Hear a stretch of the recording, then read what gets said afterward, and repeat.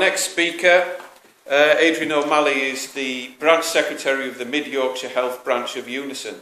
And Malley, as I know him, or Adrian, popped up, bless him, on Thursday before the sponsored walk to say that their branch was going to sponsor us for £500.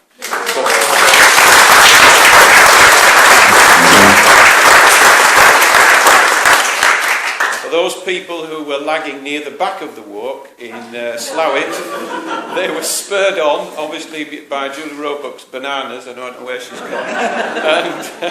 And the thought that if we don't do this, Malley might withdraw his 500 quid. So we all got there, without exception. So, Adrian, big round of applause. I have to say that although Adrian's health branch is based in Dewsbury, and he will talk about the downgrading of Dewsbury A&E, he's been a great supporter of the local campaign there in Dewsbury. The branch has invested, I think, thousands of pounds in that campaign as well, and he sits at the moment on the service group executive of Unison on a national basis. So, Adrian O'Malley.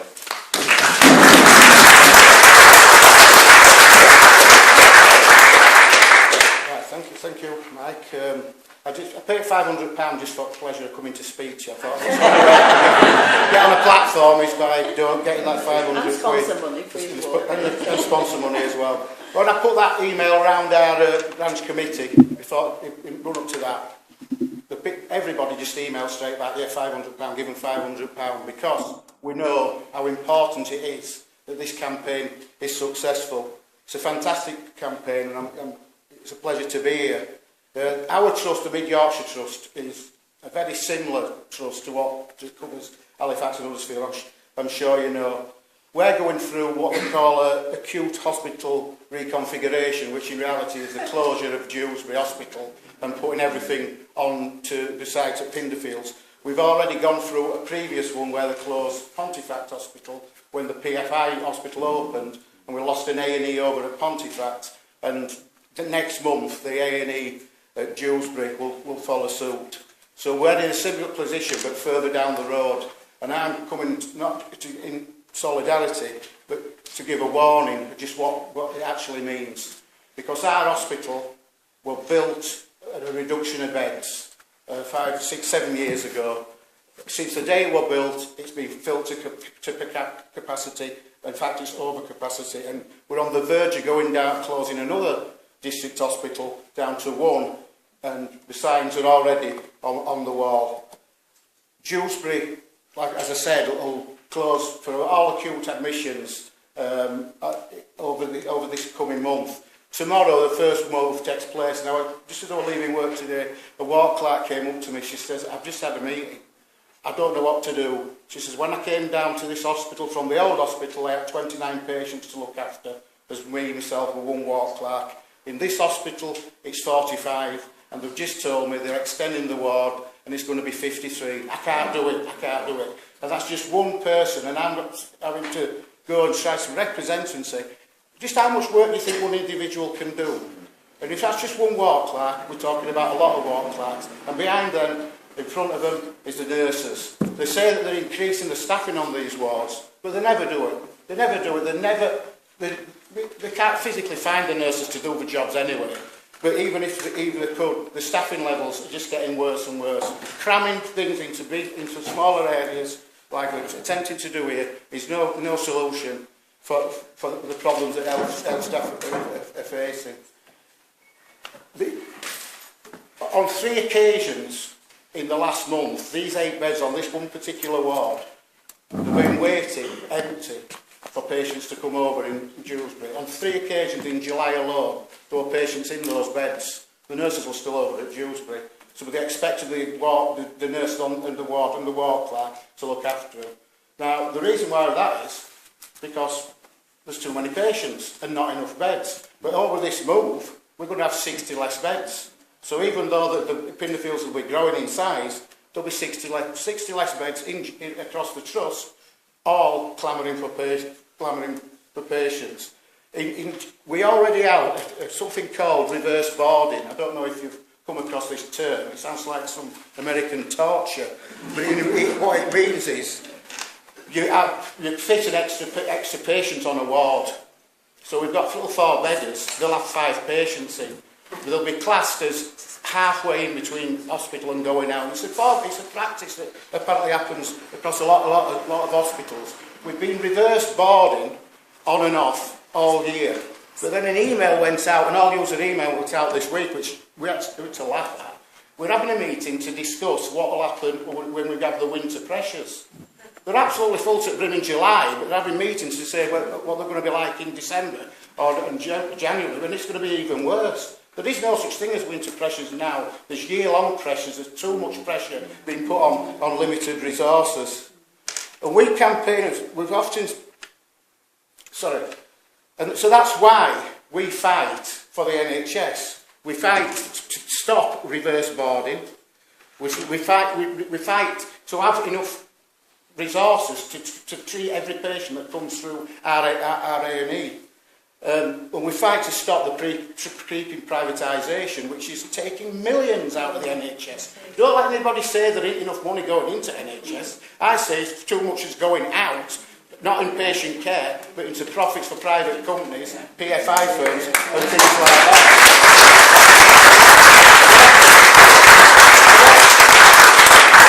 I remember going to a meeting 10 or 15 years ago about the PFI in Wakefield. We campaigned to stop the PFI being used to build the hospital. We argued consistently for public money.